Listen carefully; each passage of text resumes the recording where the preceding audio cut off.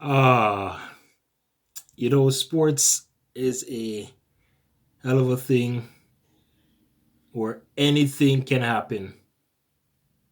Anything can happen in sports where you think the team with a better record comes away with a victory, a win over a team that poorly is bad in the standings. You know what I'm trying to say here. But Raptor Nation, this is RPGT, short for Raptors post game talk. I gotta shout out one of my followers. He recommended me to shorten my name. It was too long. I didn't really think about it, so thank you very much. Now to this game. As you see, I am not in no Raptor gear. There's no Raptor gear here. Nothing. No hat. The Toronto Raptors losing this game to the OKC Thunder. 110-109. And I'm going to get to the last possession of the game that happened not too long ago. What 10 minutes ago or so. Oh my goodness. Where do I begin with this? Where do I begin? Well, we got to begin from the first quarter. And well, before the first quarter, let's begin with the starting lineups with the Toronto Raptors. Uh, so tonight, the Raptors shorthanded once again. No OG Ananobi, no Ken Birch, no Goran Dragic, and apparently no Precious Achua also. I believe he was injured, or yeah, I think he was injured. So in his place was Chris Boucher getting the start at the center. Uh, Along with Scotty Barnes, Pascal Siakam, Gary Trent Jr., and Fred Van Fleet. And this was a game where a lot of Canadian content happened on the court between two teams. So we know with Boucher and Delano Banton for the Raptors, and Cambridge, but Cambridge did not play. And on the OKC side, you have Dort. I don't know why I could never pronounce this guy's first name. I don't know why. And Shea Gilgis Alexander. So let's get to the game. Raptor fans, a lot of ups and downs in this game. The ups, Raptors come out strong. The first quarter they win in 36-26. They're up by 10. And then second quarter, both teams scoring 28 apiece. So the Raptors still holding on to that 10-point lead. At the half, they're up 64-54. Great first half. Guys like Pascal Siakam, which he finished with 23 points, 11 rebounds, double double for him right there. He had a nice start, as I said. Everyone else chipped in.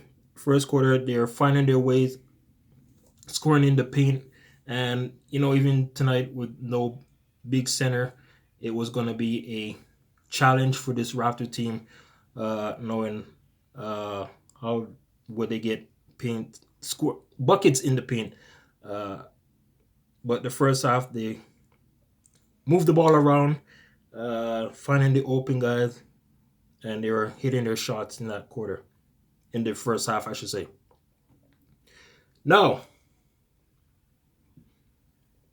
I don't know what happened. It's either the Raptors were still in the locker room at the half, or they were just not in the mood for playing the third quarter. And up by 10.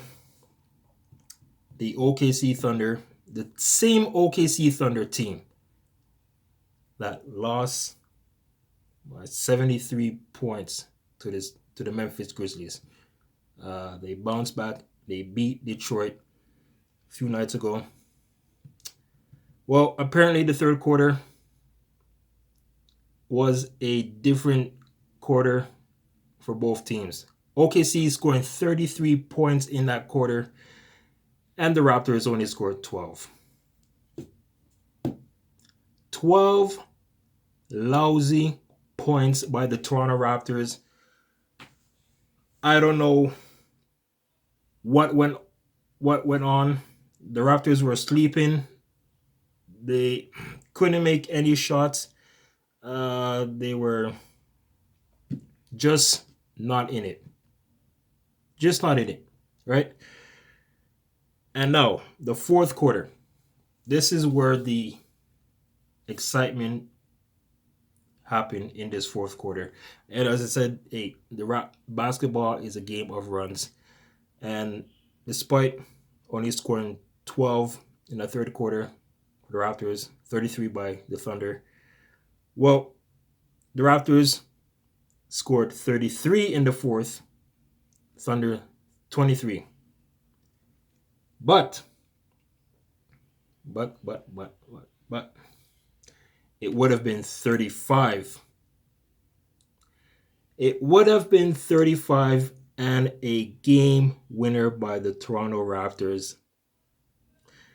So off the bench, guys like Champagnie was on the court along with Gary Trent Jr., Fred VanVleet, Siakam, and Barnes. And here I am watching this game. Raptors were down by at least, I think it was their biggest lead. They were down at least, I think it was 13, 14 points. They chipped away. They stormed back, hitting back-to-back threes from Fred VanVleet. And I believe Gary Trent Jr. also hit a three in that late fourth quarter. So Thunder with the ball, Raptors up 109, 107. They're up 2-point lead. Muscala hits a big three, give the Thunder that 110-109 lead. 8.9 seconds left. Raptors with the ball. They drive. Fred VanVleet drives to the bucket. Goes for the layup. It was partially blocked. Who was there? Justin Champagnie, there at the right time. Ball in the air, tips it up, puts it in. But unfortunately, it didn't count. Did not count. And with just 0.1 second, apparently his hand on the replay was still on the ball before the buzzer went, and the Raptors lose this game. And their 2-game winning streak comes to an end. My goodness. See, now, I'm not here ranting about this loss because I was just about to if the Raptors had lost big time to this OKC team. Unlike when the Raptors lost against the Detroit Pistons last month. But this game stings for many of us Raptor fans. It stings. It hurts, okay? Let's look at the box scores. Barnes 18 and 8. Boucher in the starting role, he had 11 points, 7 rebounds. Gary Trent Jr. had 24 and 4 for the Raptors, and Fred VanVleet had 19 points. His 19 as I said, he did make a push late in that fourth quarter. For the OKC Thunder, Shea Gilgeous-Alexander, 26 points, 2 rebounds, 9 assists. Dort, 22 points, 6 rebounds, 3 assists. So there are your two Canadian players. Baisley, 15 points. Giddy with 13 points, 4 rebounds, and 8 assists. And off the bench, the OKC Thunder had a better bench production than the Toronto Raptors. And Raptors bench only with 14 points. Not going to cut it. That's not going to cut it. Let's look at the other stats here. And the rebounds. Raptors winning that category 53-52. They made 15 out of 41 from 3. From the field, they were 45.2%, which is a 42 for 93. Let's see also fast break points. Raptors did have 18 in that one, but still 1 point loss hurts. So the Raptors now on this homestand fall to 2-3. They have 2 more games left. The Raptors, I don't know. This one, folks, let me know your thoughts about this game. This is RPGT with another post-game reaction. Yeah. Take care, guys and girls. See you.